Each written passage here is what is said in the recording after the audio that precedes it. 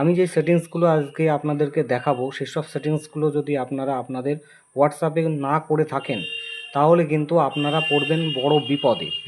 এমন বিপদে পড়বেন, সে বিপদে পড়লে আপনার ব্যাংক ব্যালেন্স, আপনার ফোনের মধ্যে যত কিছু আছে সমস্ত কিছু তো হারাতেই হবে, সঙ্গে নিজের মান সম্মানও হারিয়ে যেতে পারে। ঠিক আছে, এই সেটিংসগুলো আজকেই আপনাদের হোয়াটসঅ্যাপে করে রাখুন, তাহলে গিয়ে ভবিষ্যতে কোনো রকম কোনো সমস্যায় আপনারা পড়বেন না হোয়াটসঅ্যাপের দিক থেকে। ঠিক আছে, তো বর্তমানে যেই পরিমাণে হ্যাকিং চলছে সেই হ্যাকিংয়ের জন্যই কিন্তু এই ভিডিওটা বানানো, যে হোয়াটসঅ্যাপ থেকেও কীভাবে হ্যাকিং হয়ে যাচ্ছে। ঠিক আছে, তো প্রথমে যেই কাজটি করতে হবে সেই কাজটি হচ্ছে গিয়ে ওপর দেখতে পারবেন একদম ওপরে 3 ডট এখানে দেখা যাচ্ছে।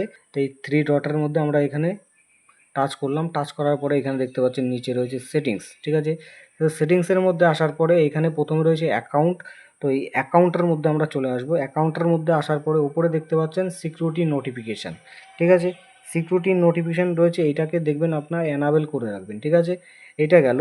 নেক্সট হচ্ছে পাস কি যেটা আছে, এটাকে আপনারা আপনাদের ফোনের যে পাস কি, ফোনে যে প্যাটার্ন থাকে, পাসওয়ার্ড থাকে, সেটাকে আপনারা এখান থেকে ডান করে রাখবেন, মানে ক্রিয়েট পাস কিটা সেট করে রাখবেন এখান থেকে। ঠিক আছে, এটা গেল দ্বিতীয়। এবং তৃতীয়টা রয়েছে যেটা 2 স্টেপ ভেরিফিকেশান। এটা খুবই গুরুত্বপূর্ণ।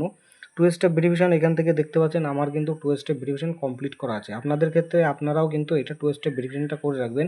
এইখানে কিছু পাসওয়ার্ড দিয়ে আপনাকে 2 স্টেপ ভেরিফিকেশানটা কমপ্লিট করে রাখতে হবে। ঠিক আছে, যদি 2 স্টেপ ভেরিফিকেশান করে রাখেন তাহলে কি হবে, যদিও কেউ আপনার হোয়াটসঅ্যাপটা হ্যাক করতে চায় বা আপনার ফোন দ্বারা, আপনার হোয়াটসঅ্যাপ দ্বারা আপনার ফোনটা যদি হ্যাক করতে চায়, সেই ক্ষেত্রে কিন্তু যতক্ষণ না 2 স্টেপ ভেরিফিকেশানের যেই কোডটি রয়েছে আপনি যে দিয়েছেন আননোন, এমন কোনো নাম্বার দেবেন যেই নাম্বারটা কারো সচরাচর গেস করতে পারবে না যে এই নাম্বারটা বা এই পাসওয়ার্ডটাই কিন্তু দিয়ে রেখেছে। সেই ক্ষেত্রে কী হবে, সে সেই পাসওয়ার্ডটাও জানতে পারছে না, আর সেই ক্ষেত্রে কিন্তু সে আপনার সেই হোয়াটসঅ্যাপটাও সহজে হ্যাক করতে পারছে না। ঠিক আছে, তো এইখানে দেখতে পাচ্ছেন এখন টার্ন অফ করলে আমার এটা কিন্তু বন্ধ হয়ে যাবে।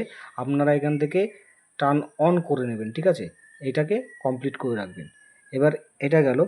এবার চেঞ্জ নাম্বার যদি করতে চান তাহলে এখান থেকে তো ওটা কোনো ব্যাপার না। তো এই কটা সেটিংস এখানে অবশ্যই করে রাখবেন। করার পরে এখান থেকে ব্যাক চলে আসবেন। আসার পরে এখানে নিচে আসবেন। নিচে আসার পরে এখানে দেখতে পারবেন যে স্টোরেজ অ্যান্ড ডাটা। ঠিক আছে, এই যে ডাটা এইটা স্টোরেজ অ্যান্ড ডেটা, এটাকে আপনারা টাচ করে এইভাবে খুলবেন। খোলার পরে এখানে দেখতে পাচ্ছেন অনেকগুলো অপশান রয়েছে।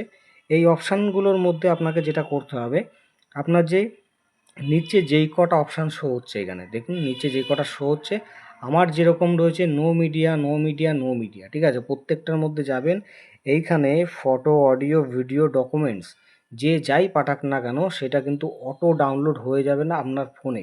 এখানে দেখতে পাচ্ছেন এই 3খানা অপশানই কিন্তু আপনারা এখান থেকে নো মিডিয়া, নো মিডিয়া করে রাখবেন। তাহলে কী হবে, হঠাৎ করে কেউ যদি কোনো লিঙ্ক বা কোনো ফটো পাঠায়, সেই ক্ষেত্রে আপনি আগের থেকে সতর্ক হয়ে থাকলেন, এই ভিডিওটা দেখে রাখলেন যে কেউ যদি হঠাৎ কোনো এসএমএস পাঠায় সেই ক্ষেত্রে সেইখানে সেটা ডাউনলোড করবেন না বা সেই সব লিঙ্কে টাচ করে কোথাও যাবেন না। সেই ক্ষেত্রে কিন্তু যদি চলে যান তাহলে আপনার ফোনটা হ্যাক হয়ে যেতে পারে এবং সেই হ্যাকার কিন্তু আপনার ফোনের কন্ট্রোল নিয়ে নিতে পারে। তো ভিডিওটা যদি ইনফরমেটিভ মনে হয় তাহলে অবশ্যই এটা লাইক করে দেবেন। ক্যারি শিকারি ইউটিউব চ্যানেলে যদি নতুন হয়ে থাকেন তাহলে অবশ্যই চ্যানেলটিকে সাবস্ক্রাইব করে সঙ্গে বেল আইকনটি টাচ করে দেবেন। তো দেখা হচ্ছে পরের ভিডিওতে।